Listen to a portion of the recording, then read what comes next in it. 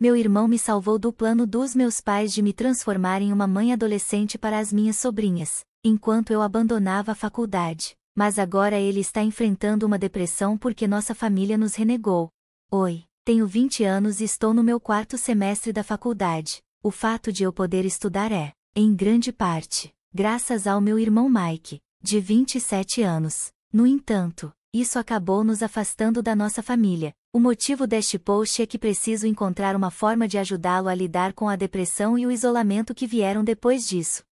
Um pouco de contexto: viemos de uma família cristã conservadora e patriarcal. Apesar de não sermos muito religiosos, sempre existiu aquela pressão para obedecer cegamente aos pais. Meus pais, ambos com 43 anos, são os filhos mais velhos de suas famílias. Do lado do meu pai, todos moram perto de seus pais. 2 irmãos e uma irmã vivem a apenas 20 minutos da casa dele. Todas as tias e tios são casados, e eu tenho 8 primos desse lado.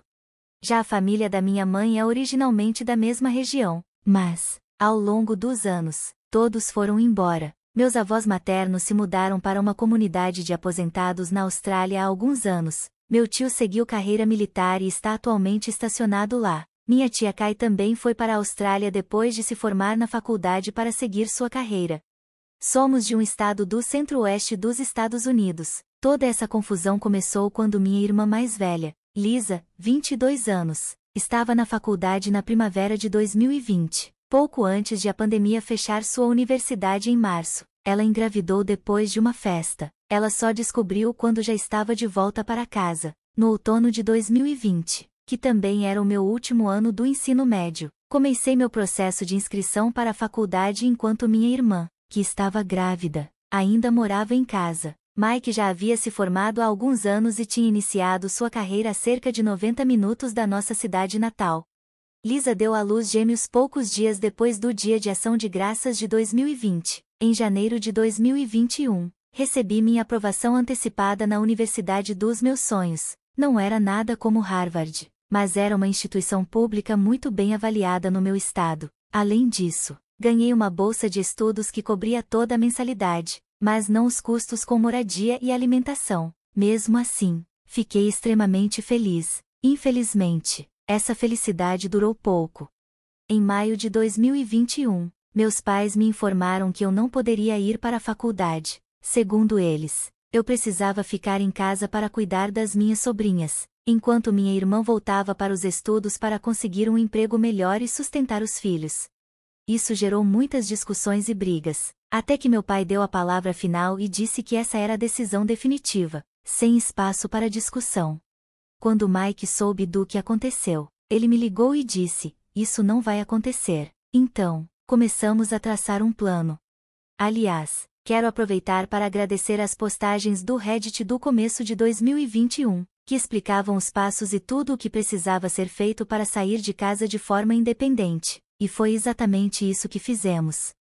Discutimos o plano algumas vezes quando ele veio me visitar e me levou para almoçar. Então, um dia, em julho, já tinha tudo pronto, meus itens essenciais estavam embalados, deixei uma carta para os meus pais e, depois do almoço, nós voltamos para o apartamento dele e, como era de se esperar, a reação da família foi explosiva. Começaram com ligações e mensagens furiosas. No fim, acabamos sendo rejeitados por todos por sermos considerados desleais.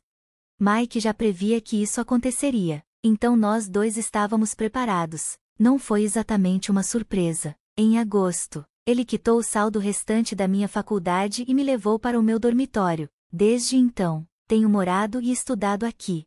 Ele continuou pagando minha moradia e todas as despesas que a bolsa de estudos não cobria. Não tenho palavras para agradecer tudo o que ele fez por mim. Desde então, praticamente não tivemos contato com nossos pais, nossa irmã e os tios e avós do lado paterno. A única exceção são 2 primas, 19 e 17 anos, que ainda falam comigo e nos apoiam, acreditando que tomamos a decisão certa. Já o lado materno da família continua presente na nossa vida. Nos últimos 2 anos, viajamos para a Austrália nas festas de fim de ano para passar um tempo com eles. Nesta última visita, a tia Kai conversou comigo pela primeira vez sobre suas preocupações com Mike. Ela e Mike sempre foram muito próximos, afinal, Ela tem apenas 3 anos a mais que ele e crescemos juntos na casa dos nossos avós, quase como irmãos. Pelo jeito, ela percebeu que algo estava errado e notou sinais preocupantes.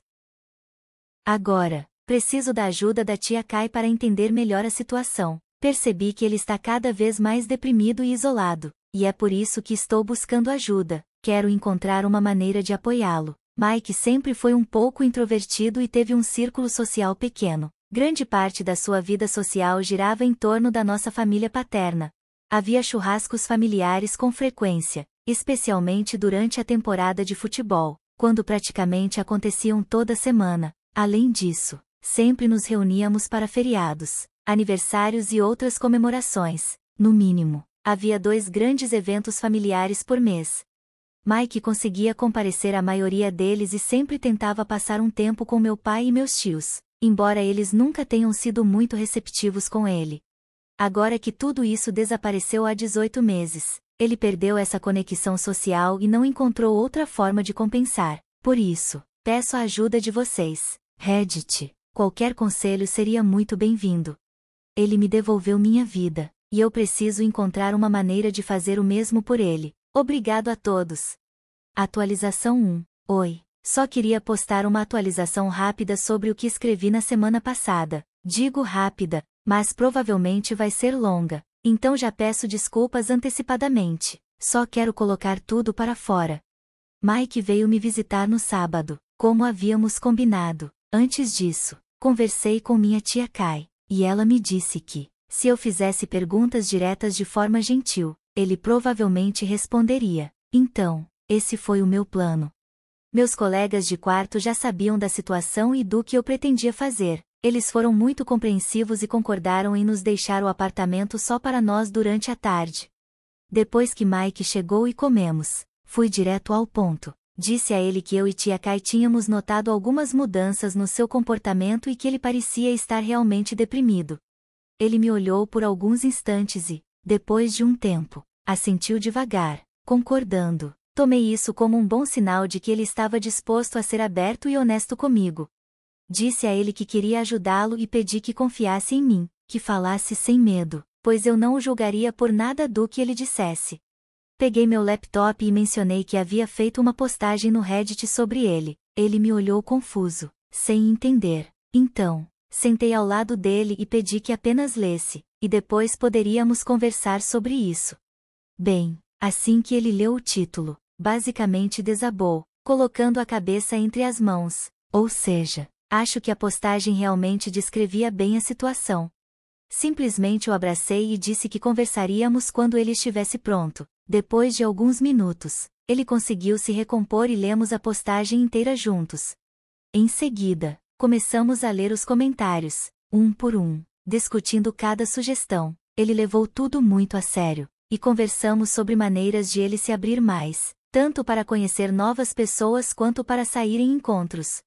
No melhor estilo nerd, ele até organizou as sugestões em categorias: atividades ao ar livre, atividades internas e interações online. E o melhor de tudo, ele está disposto a tentar praticamente qualquer coisa.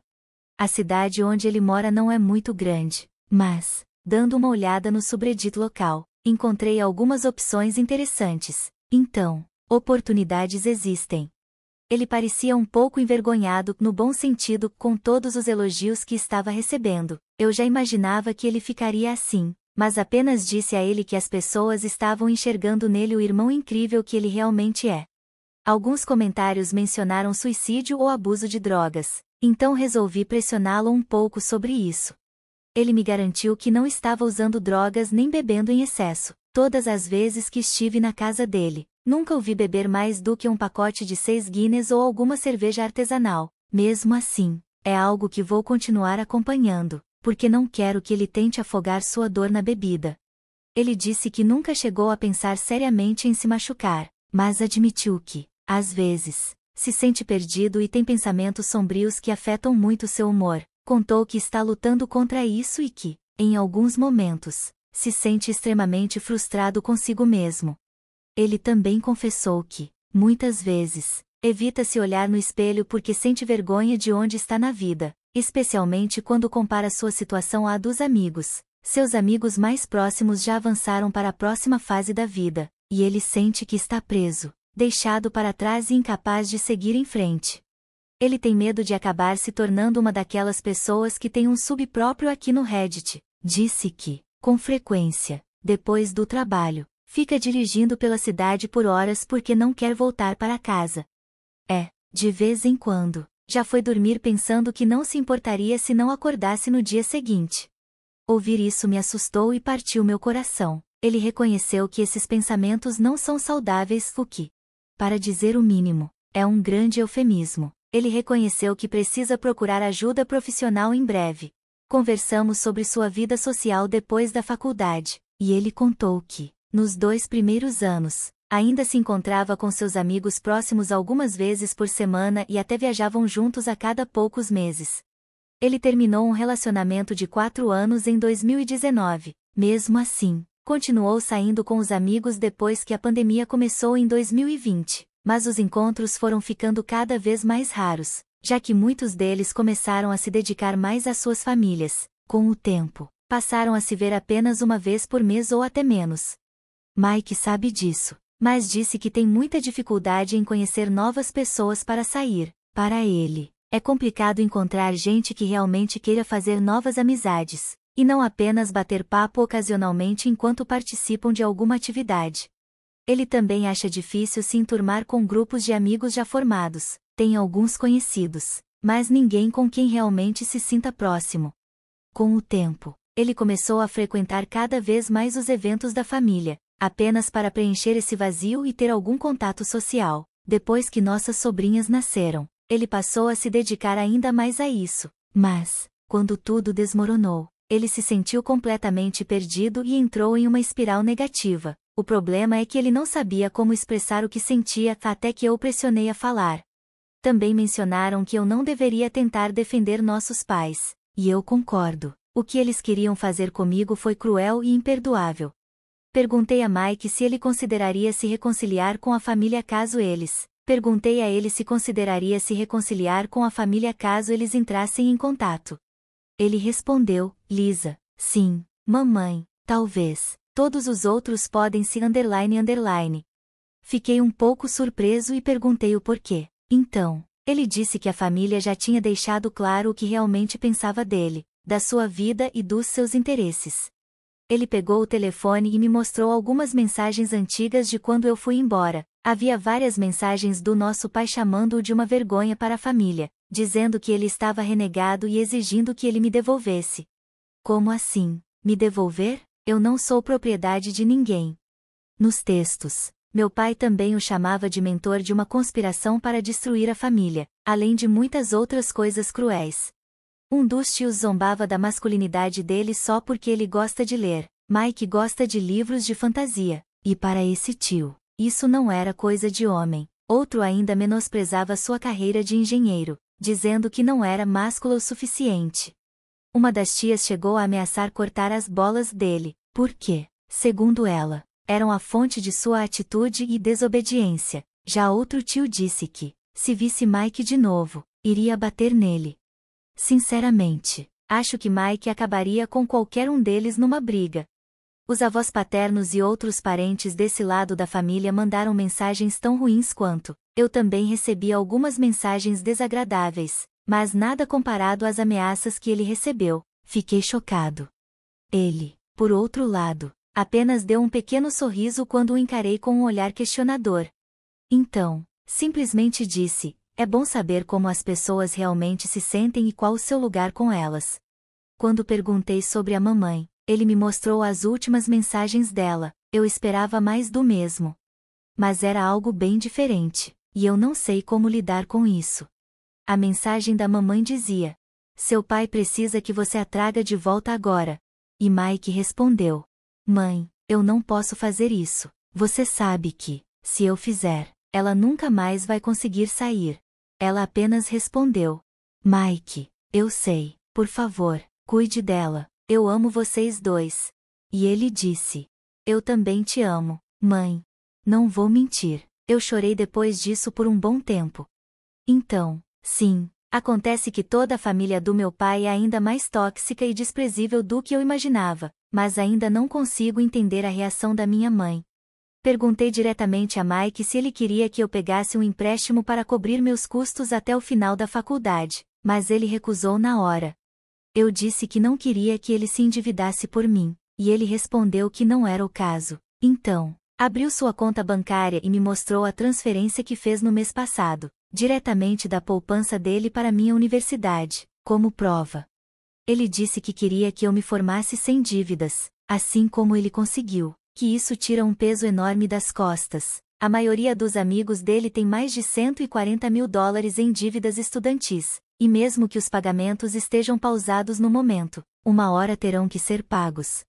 Perguntei como ele conseguiu bancar os próprios estudos, e ele explicou que teve bolsas de mérito e várias outras ajudas financeiras, o que cobriu praticamente tudo, exceto cerca de $2.000 por semestre. Esse valor ele conseguiu pagar por conta própria, trabalhando e se organizando para sempre ter dinheiro suficiente para cobrir a diferença. Nós crescemos com pouca renda, não exatamente na pobreza, mas definitivamente no limite inferior da classe média. Eu também teria direito a auxílio financeiro por necessidade, mas meus pais se recusaram a preencher o formulário. Por causa disso, não consegui acessar bolsas baseadas em necessidade nem empréstimos estudantis normais. Além disso, eles também se recusaram a coassinar um empréstimo privado. Foi assim que me forçaram a ficar. Quando Mike descobriu, ele fez as contas e percebeu que, se eu conseguisse manter minha bolsa para cobrir a mensalidade, ele conseguiria bancar o restante. No fim, sai por cerca de $7.000 por semestre, e ele tem coberto tudo. Fico mais tranquila sabendo que ele não está se endividando por mim, e estou me esforçando ao máximo para manter meu GPA bem acima do necessário para continuar com a bolsa. Ele me disse para não me preocupar com dinheiro e apenas focar nos estudos e no meu futuro. Também descobri que ele ainda manda dinheiro todo mês para nossa irmã. Eu sabia que ele fazia isso antes, mas não tinha percebido que ainda continuava. Quando perguntei sobre isso, ele só deu de ombros e disse que queria ter certeza de que as crianças estavam bem alimentadas. No fim, conversamos muito mais do que eu imaginava. Meus colegas de quarto chegaram por volta das 7 e perguntaram se queríamos jantar. Perguntei a Mike se ele queria ficar mais um pouco e continuar conversando, e ele disse que sim. Pedimos pizza e nos sentamos na sala para comer Mike, meus 3 colegas de quarto e um namorado de uma delas. Eu percebi que essa era provavelmente a pior situação possível para o Mike, estar em um grupo de amigos sem conhecer ninguém além de mim. A linguagem corporal dele mostrava o quanto estava desconfortável e cauteloso, corpo tenso, cabeça baixa, ombros curvados para frente. Mas minha amiga Nick fez questão de incluí-lo na conversa, e depois de uns 10 a 15 minutos, ele começou a relaxar visivelmente, se recostou no sofá, parecia mais à vontade e começou a falar mais. Fiquei muito feliz por ele. Pensei que talvez ele só precisasse de um tempo maior para se sentir confortável antes de se abrir e conversar livremente com pessoas novas. Ele acabou dormindo no nosso sofá naquela noite. No domingo de manhã, me levou para tomar café e conversamos um pouco mais antes de me deixar no trabalho. Nos abraçamos por um bom tempo, e ele me agradeceu por perceber que ele precisava de ajuda. Disse que ler os comentários, falar sobre o que estava sentindo e ter ideias e planos o fizeram se sentir melhor do que há muito tempo. Eu disse a ele que o amo e que sempre estarei ao seu lado, lembrando que somos uma equipe nisso. Depois do trabalho, liguei para a tia Kai e contei tudo. Ela ficou feliz por eu ter conseguido fazer ele se abrir e entendeu que provavelmente foi difícil para ele pedir ajuda. Ela também vai continuar incentivando-o a ser mais aberto e se socializar mais. Então, é aqui que estamos agora. Ele tem uma lição de casa para encontrar novas atividades para experimentar e começar a sair mais para conhecer pessoas. Também disse a ele que, antes de nos encontrarmos de novo, ele precisa ter pelo menos 2 contas em aplicativos de namoro e que eu ajudaria a criar um bom perfil. Fiquei feliz em ver que ele realmente não se arrepende do que fizemos. Eu com certeza não me arrependo. Ele está focado em seguir em frente, e isso é o mais importante. Sei que esse processo será longo e, em alguns momentos, difícil para ele, mas garanti que estarei ao lado dele em cada etapa do caminho.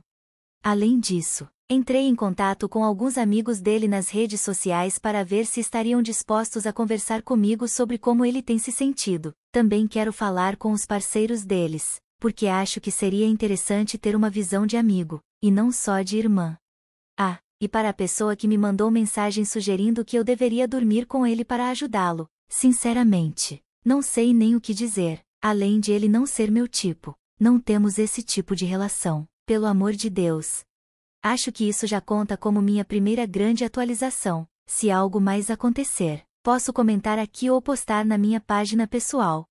Se a postagem acabar sendo bloqueada, quero aproveitar para agradecer de coração a todos que responderam com palavras gentis, conselhos, ideias e reflexões sobre coisas que nem tínhamos percebido. Isso realmente significou muito para nós dois. Muito amor pela sabedoria coletiva de vocês.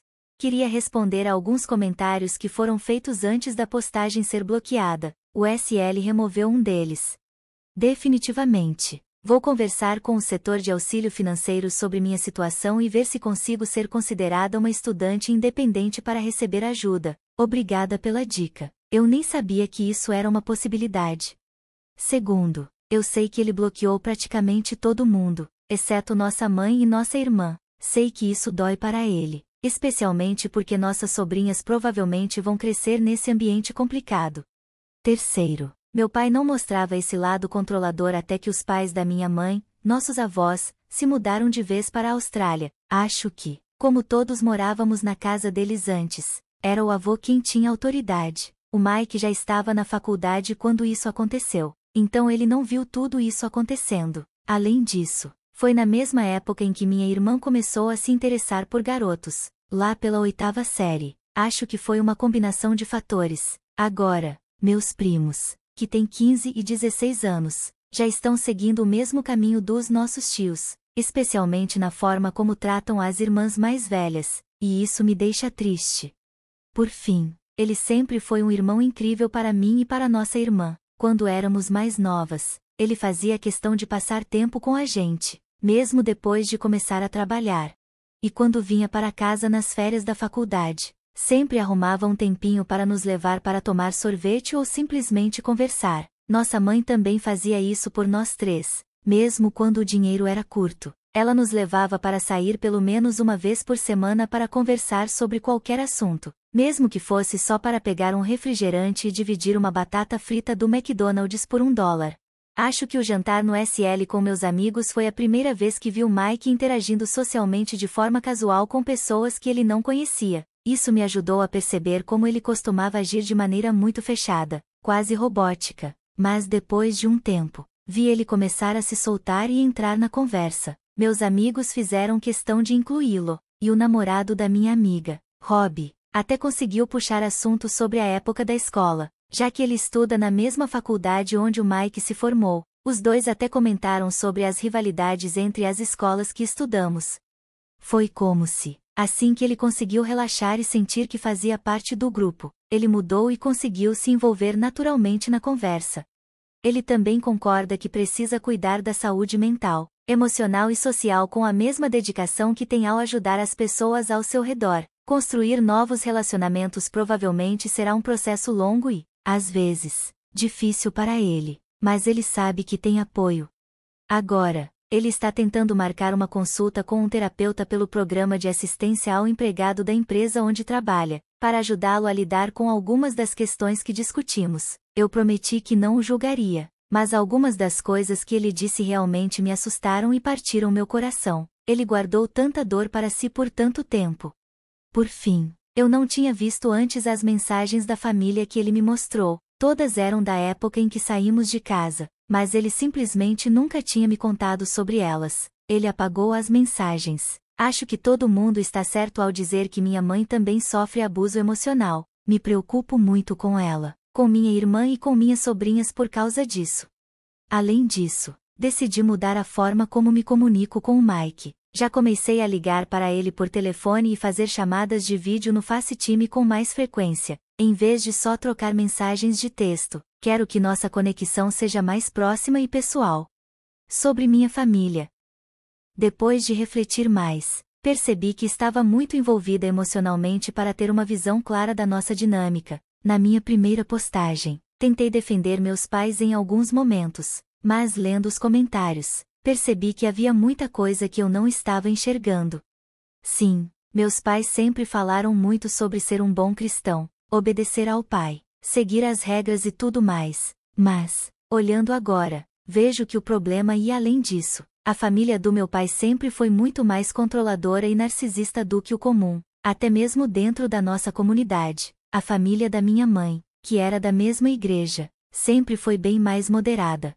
Agora, olhando para trás, vejo que era difícil separar os ensinamentos da igreja da forma como nossa família funcionava, mas, no fim das contas, acho que isso nem importa tanto. O que é certo é que meu pai sempre foi tratado como o líder da família, já que era o filho mais velho, não só entre os irmãos, mas também entre os primos. Ele tinha a obrigação de ser um exemplo para todos, mas isso não deu muito certo. No fim, foi motivo de vergonha para a família.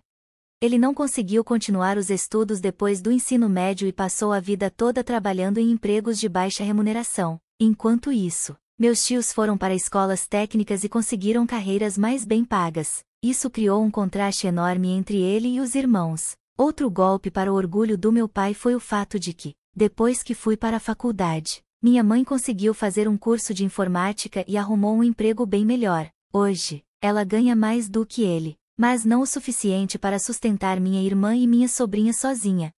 Meu pai também não queria mais criar filhos. Ele sentia que já estava quase terminando essa fase da vida, eu já estava prestes a me formar e, para ele, lidar com meninas adolescentes estava sendo muito mais difícil do que esperava. Isso foi algo que mencionaram nos comentários, e é completamente verdade.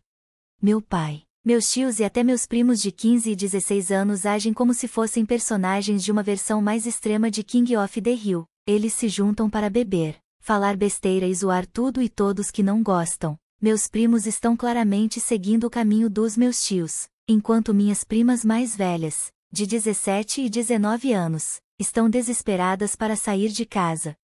Eles não falam só do meu irmão pelas costas, mas de vários membros da família também, e quando bebem, fazem questão de se gabar de coisas estúpidas, especialmente quando se trata do Mike. Alguns comentários aqui acertaram ao dizer que muito disso vem de inveja. Ele ganha mais dinheiro logo depois da faculdade do que eles provavelmente vão ganhar na vida inteira, seguindo os caminhos que escolheram. Meus tios, sem dúvida, acham que qualquer trabalho de escritório não é coisa de homem. Já ouvi essa frase várias vezes sobre o Mike, mas uma coisa eu preciso reconhecer: meu pai sempre apoiou a carreira dele. Meu pai teve muitos problemas com o Mike, mas o trabalho nunca foi um deles. Peço desculpas se houve confusão sobre isso. Todo mundo sempre zoava o Mike por ele gostar de ler, jogar no computador e se interessar por robótica. Ele fazia parte do clube de robótica da nossa escola, e isso era motivo de piada para os tios e primos. Eles também não gostavam do fato de que ele não curtia atividades como caça e pesca. O engraçado é que todo mundo parecia esquecer que o Mike também jogava futebol americano e era titular como linebacker no time do colégio. Para quem não conhece futebol americano, um linebacker basicamente tem a missão de caçar e derrubar quem estiver com a bola. Por isso, eu realmente acho que o Mike destruiria qualquer um dos meus tios em um confronto físico. Como já disse, eles são bons em beber e se gabar, mas na hora do vamos ver, acho que eles recuariam rapidinho. A última coisa que quero dizer é que estou preocupada com minhas sobrinhas e minha mãe, assim como o Mike. Ele nunca bloqueou os números delas, e tenho certeza de que, se elas entrassem em contato pedindo ajuda, ele iria correndo. Não sei se isso seria uma boa ideia ou não, mas ele faria sem pensar duas vezes. Ele sempre foi muito próximo da nossa mãe, para ser sincera, um pouco menino da mamãe mesmo, e tenho certeza de que ele ajudaria e resolveria o resto depois. Atualização: esta foi a semana mais intensa da minha vida. Estou aqui sentado, tentando processar tudo. Estou aqui na sala de estar da minha tia, observando minha sobrinha, que tem quase 4 anos, dormindo. Ainda não consigo acreditar em tudo o que aconteceu. O Mike e eu já estávamos planejando visitar nossos avós, a tia Kai e sua família há um tempo. Então, assim que meu estágio de verão acabou, pegamos a estrada. O que não fazíamos ideia era que minha mãe e minha irmã também estariam lá. A tia Kai depois confirmou que elas queriam nos surpreender. Bom, conseguiram. Assim que pousamos, liguei meu celular e vi uma mensagem da tia Kai. Era uma selfie dela com minha irmã e minha mãe, junto com um bilhete dizendo: tenham uma boa viagem, nos vemos em breve. Naquele momento, quase desabei ali mesmo no aeroporto. Mostrei a mensagem para o Mike, e ele começou a respirar fundo, mas seu rosto não demonstrava nenhuma emoção. Estou feliz que ele estava dirigindo, porque eu não sei se teria conseguido. Quando chegamos, minha mãe e a Lisa praticamente pularam em mim no jardim da frente, me abraçando forte. Depois, puxaram o Mike para um abraço em grupo também. Desde então, a semana tem sido cheia de conversas, risadas, lágrimas e abraços. Mamãe e Lisa chamaram a gente várias vezes para conversas particulares, principalmente o Mike. O único momento difícil foi perceber que minhas sobrinhas não nos reconheceram, mas faz sentido, já que, da última vez que as vimos, elas tinham só uns 8 meses.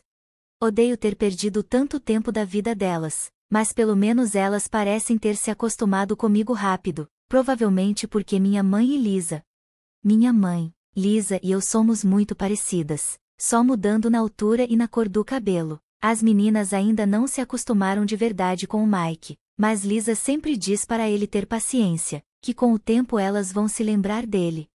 E é isso, aqui estamos agora. Estou completamente exausta emocionalmente, mas nunca estive tão feliz. O Mike e eu voltamos para casa hoje mais tarde, e na semana que vem começo meu último ano da faculdade, mas agora sei que vou ver minha mãe e minha irmã com frequência, o que me deixa muito aliviada. Estou feliz que minha mãe finalmente disse ao meu pai que vai manter contato com todos os filhos, independente do que ele ache. Sinto que aquele vazio gigante na minha vida finalmente sumiu. Obrigada a todos que acompanharam e comentaram na minha história. Vocês ajudaram o Mike e a mim muito mais do que podem imaginar nesses últimos 18 meses. Amo todos vocês.